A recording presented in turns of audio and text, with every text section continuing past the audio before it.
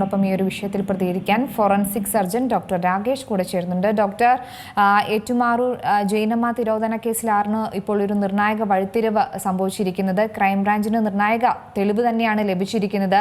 ജൈനമ്മയുടേത് തന്നെയെന്ന് തെളിയിക്കുന്ന രക്തക്കറ തന്നെയാണ് സെബാസ്റ്റ്യന്റെ വീട്ടിൽ നിന്നും കണ്ടെത്തിയത്.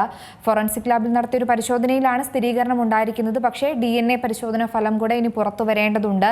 എന്നാൽ മാത്രമാണോ നമുക്ക് ഈ ഒരു കേസുമായി ബന്ധപ്പെട്ട ഒരു കൺക്ലൂഷനിലേക്ക് എത്താൻ പറ്റുകയുള്ളൂ? മാത്രമല്ല, ഈ ഒരു പരിശോധനയിലൂടെ തന്നെ മറ്റു കേസുകളിലേക്കും വഴിത്തിരിവാകുന്ന എന്തെങ്കിലും ഫോറൻസിക് സംഘത്തിനോ അല്ലെങ്കിൽ അന്വേഷണ ഉദ്യോഗസ്ഥർക്കോ ലഭിക്കാനുള്ള ഒരു സാധ്യതയുണ്ടോ? നമസ്കാരം. ഇന്ന് നമുക്ക് ഇപ്പൊ നമ്മളെ അറിയുന്ന കാര്യം, നമ്മൾ രക്തക്കറയിൽ നിന്ന് ആ രക്തക്കറ ജൈനമ്മയുടേതാണ് എന്ന് ഫോറൻസിക് സയൻസ് ലാബിൽ നടത്തിയ പരിശോധനയിൽ തിരിച്ചറിയാൻ സാധിച്ചു എന്നുള്ളതാണ് മനസ്സിലാക്കുന്നത്. അപ്പോൾ ഒരു രക്തക്കറയുടെ ഒരു ഇൻഡിവിജ്വൽ ഏത് ഇൻഡിവിജ്വലിന്റെ ആണെന്ന് തിരിച്ചറിയാനായിട്ട് നമുക്ക് ഏറ്റവും ശാസ്ത്രീയമായി ഉപയോഗിക്കുന്നത് DNA പരിശോധനയാണ്. ഞാൻ മനസ്സിലാക്കുന്നത് DNA പരിശോധന ആയിരിക്കും രക്തക്കറയിൽ നടത്തിയിട്ടുണ്ടാകുക. മറ്റു പരിശോധനകൾക്കൊപ്പം ബ്ലഡ് ഗ്രൂപ്പിങ്ങും അതുപോലെ തന്നെ മനുഷ്യന്റെ രക്തമാണോ രക്തക്കറ തന്നെയാണോ എന്നൊക്കെയുള്ള പ്രാഥമിക പരിശോധനകൾക്ക് ശേഷം ഇൻഡിവിജ്വലിനെ ഐഡന്റിഫൈ ചെയ്യുന്നതിന് DNA പരിശോധന ചെയ്തിട്ടുണ്ടാകുമെന്ന് വിചാരിക്കുന്നു. അപ്പൊ ഇങ്ങനെ ഉള്ള പരിശോധന യഥാർത്ഥത്തിൽ വളരെ വിശ്വസനീയമായ ഒരു ഫലമാണ് നമുക്ക് തരുന്നത്. അത് ഏതാണ്ട് 100% വിശ്വസനീയമായ റിസൾട്ടാണ് DNA പരിശോധന നമുക്ക് തരുന്നത്. രക്തക്കറയിൽ നിന്ന് DNA വേർതിരിച്ചെടുക്കാൻ കഴിയും. നമ്മുടെ RBCയും WBCയും പ്ലേറ്റ്ലെറ്റും ഒക്കെ കണക്കിലെടുക്കുമ്പോൾ ഈ WBCയിൽ ശ്വേതരക്താണുക്കളിൽ DNA ധാരാളമായിട്ടുണ്ട്. അപ്പൊ അത് അല്പം കൃത്യമായ നല്ല സാഹചര്യത്തിൽ ഇരിക്കുന്ന രക്തക്കറയാണെങ്കിൽ ഇത്തിരി കാലപ്പഴക്കം ഉണ്ടെങ്കിൽ പോലും ആവശ്യത്തിന് DNA എക്സ്ട്രാക്ട് എടുക്കുന്നതിന് സാധ്യമാണ്. അപ്പൊ അത്തരത്തിലൊരു പരിശോധനയിലാണ് ഇത് ജൈനമ്മയുടെ തന്നെയാണെന്ന് തിരിച്ചറിഞ്ഞതെന്ന് ഞാൻ മനസ്സിലാക്കുന്നു. അങ്ങനെയാണെങ്കിൽ വളരെ വിശ്വസനീയമായൊരു ഫലമാണ്. അത് കേസിന് തീർച്ചയായിട്ടും വളരെ ബലം നൽകുന്ന ഒരു സംഗതിയാണ്.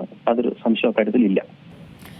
സർ, ഇത് മാത്രമല്ല, ഇപ്പോൾ ഈ ഒരു 68-കാരനായ സെബാസ്റ്റ്യന്റെ കേസുമായി ബന്ധപ്പെട്ട കുറേയധികം തിരോധാന കേസ് ഇതിന് ചുറ്റിപ്പറ്റി നിൽക്കുന്നുണ്ട്. അപ്പോൾ സാർ സൂചിപ്പിച്ച പോലെ തന്നെ ഇത് ഒരാളുടേത് തന്നെയാണോ അല്ലെങ്കിൽ ഒന്നിലധികം ആളുകളുടെ ആണോ എന്നുള്ളത് സ്ഥിരീകരിക്കാൻ വേണ്ടി DNA പരിശോധന ഫലം റിപ്പോർട്ട് കൂടെ വന്നാൽ മാത്രമാണോ നമുക്ക് ഈ കേസിൽ ഒരു കൺക്ലൂഷൻ എത്താൻ പറ്റൂ?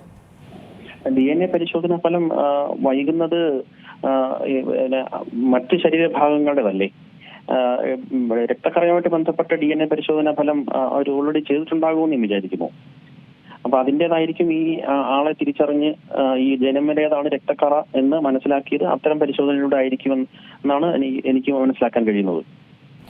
സർ, ഒരു കാര്യം കൂടെ, ഈ ഒരു കേസ് മാത്രമല്ല, പൊതുവേ നമ്മൾ ഇതിൽ തന്നെ മറ്റ് സ്ത്രീകളെയും കാണാതായിട്ടുണ്ട്. എല്ലാ ഈ ഒരു ദുരൂഹ മരണങ്ങളിലും DNA പരിശോധനാ ഫലം നിർബന്ധമാണ് എന്ന് തോന്നുന്നു. അത് എത്രത്തോളം ഫലവത്തായി നമുക്ക് ഉപയോഗിക്കാൻ സാധിക്കും? നമുക്ക് ഇത്തരത്തിലൊരു ട്രേസ് എവിഡൻസ് കിട്ടിയിട്ടുണ്ടെങ്കിൽ, പ്രത്യേകിച്ചും DNA പോലെയുള്ള ട്രേസ് എവിഡൻസ് കിട്ടുന്നുണ്ടെങ്കിൽ അത് കൃത്യമായി ഇൻഡിവിജ്വലിനെ ഐഡന്റിഫൈ ചെയ്യാനും വളരെ വിശ്വസനീയമായ 100% വിശ്വസനീയമായ ഫലം തരുന്ന ഒരു റിസൾട്ടാണ്. അത് നമുക്ക് കൃത്യമായി വലിയ ബലം ഈ കേസിന് ബലം നൽകുന്ന ഒരു സംഗതിയാണ്. എന്നിരുന്നാല് അതേസമയത്ത് എപ്പോഴും ഈ ഇത്തരത്തിലുള്ള തെളിവുകൾ കിട്ടണമെന്നില്ല. അപ്പോൾ മറ്റ് സാഹചര്യ തെളിവുകളുടെ അടിസ്ഥാനത്തിൽ ആ കേസ് മുന്നോട്ട് പോകും. അപ്പം അങ്ങനെ മറ്റ് ഇൻഡിവിജ്വൽസിന്റെ മറ്റ് കേസിൽ വിക്ടിംസ് ആയിട്ടുള്ള മറ്റ് വ്യക്തികളുടെ തിരോധാനമായിട്ട് ബന്ധപ്പെട്ടോ അവരുടെ മരണവുമായി ബന്ധപ്പെട്ടും ഈ ഒരു ഇത്തരത്തിലുള്ള സീരീസ് ആയിട്ട് കാര്യങ്ങൾ നടക്കുന്നത് ബലം നൽകുന്ന സംഗതിയാണ്, തെളിവായി വരുന്ന സംഗതി തന്നെയാണ്. ഈ നിലവിൽ ഈ സാറിൻ്റെയൊക്കെ ഒരു എക്സ്പീരിയൻസ് വെച്ച് നോക്കുമ്പോൾ ഈ ഒരു DNA പരിശോധന ഫലവുമായി ബന്ധപ്പെട്ട് കേരളത്തിൽ ഇതിനു മുമ്പ് തെളിഞ്ഞ കേസുകളിലൊക്കെ വലിയ നിർണായകമായ ഘടകങ്ങളുണ്ട്. അത് ഈ ഒരു കേസുമായി ബന്ധപ്പെട്ടോ അല്ലെങ്കിൽ ജൈനമ്മ തിരോധാന കേസ് അല്ലെങ്കിൽ മറ്റ് സ്ത്രീകളെ കാണാതായ ഒരു കേസുമായി ബന്ധപ്പെട്ട് ഉപയോഗപ്പെടുത്താൻ സാധിക്കുമോ? DNA പരിശോധന ഫലവുമായി ബന്ധപ്പെട്ട് നമ്മുടെ നാട്ടിലാണെങ്കിലും മറ്റ് സ്ഥലങ്ങളിലാണെങ്കിലും ഒക്കെ ധാരാളം കേസുകളിൽ ഇത് ഉപയോഗിക്കപ്പെടുകയും നമുക്ക് കൃത്യമായിട്ട് തിരിച്ചറിയാൻ കഴിയുന്ന ഇത് ആരാണ് എന്നുള്ളതും എങ്ങനെയാണെന്നുള്ളതിനെ സംബന്ധിച്ച് തിരിച്ചറിയാൻ കഴിയുന്ന ഒരു ശാസ്ത്രീയ പരിശോധന തന്നെയാണ്. ഇത് ഇൻഡിവിജ്വലിനെ തിരിച്ചറിയാൻ വേണ്ടി ഉപയോഗിക്കുന്നതിനൊപ്പം തന്നെ അതിന് കൂടെ മറ്റ് പരിശോധനകളും രക്തക്കറ ആണെങ്കിൽ ആ രക്തക്കറയുടെ ഗ്രൂപ്പിങ്ങിനെ സംബന്ധിച്ചും അത് രക്തക്കറ തന്നെയാണോ എന്നുള്ളതും ഒക്കെയുള്ള ധാരാളം പരിശോധന നടത്തിയതിനു ശേഷമാണ് DNA ഇതിലേക്ക് വരുന്നത്.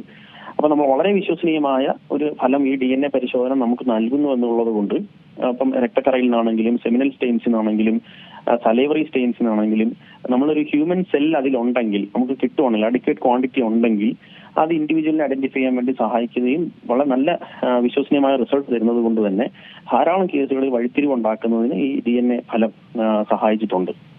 തീർച്ചയായും വളരെയധികം നന്ദി ഡോക്ടർ ഈ അവസരത്തിൽ പ്രതികരിച്ചതിൽ. ഏറ്റവും പുതിയ വാർത്തകളും വിശേഷങ്ങളും വിരൽ തുമ്പിലറിയാൻ സീ മലയാളം ന്യൂസ് എല്ലാ ഡിജിറ്റൽ പ്ലാറ്റ്ഫോമുകളിലും ലഭ്യം.